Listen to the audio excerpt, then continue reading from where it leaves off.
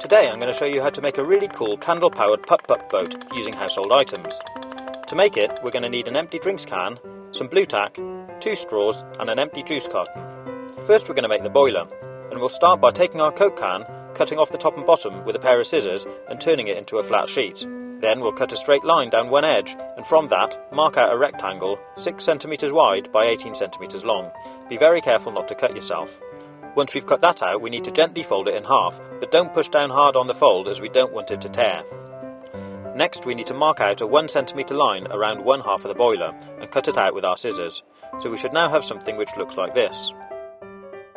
Next we're going to take our blue tack, warm it up in our hands and roll it out into a long worm about ½ cm fat. Then we're going to open up our boiler pattern and stick the blue tack onto the 2 outside edges of the smaller half. Next we're going to fold it in half, remembering not to push down hard on the fold, and stick the 2 halves together. Then we're going to take a bit more blue tack and put it on the edges.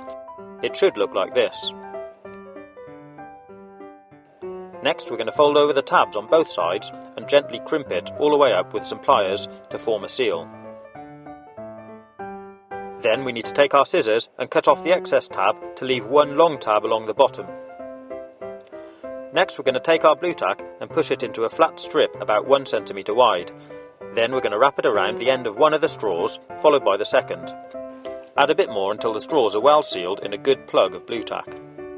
Next we're going to open up the end of our boiler, be very careful not to cut your fingers, and push in the straws and blue tack plug. Add a bit more blue tack to form a good tight seal. It should look like this.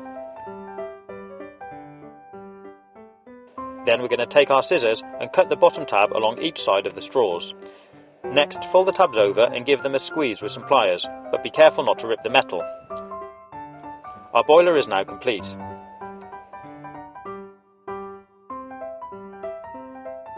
Next, we need to test its airtight by dipping it into a bowl of water and gently blowing through the straws.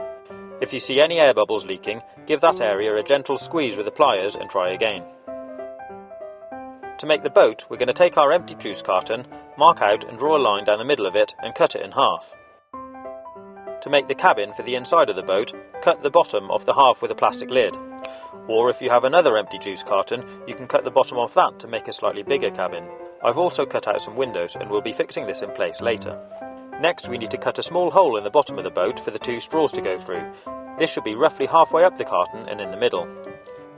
Then we need to put a thin ring of blue tack around the hole on both sides. Next we're going to take our boiler and poke the 2 straws through the hole. Then we're going to fix the straws firmly in place to the bottom of the boat with a strip of tape, making sure the straws run to the back of the boat and are central. Then cut the straws off flush with the back of the boat. Next, using a stapler, we're going to fix the cabin in place. And finally, we need to make sure the blue tack rings around the straws are pushed together to form a good seal. Our boat is now watertight and complete, but to use it we first need to prime the boiler with water. To do this, we're going to take one of our straw offcuts and snip the end. Then we're going to poke it into one of the straws at the back of the boat, and with a mouthful of clean water, blow water through the system until it comes out of the other straw. The boiler is now primed and ready to use.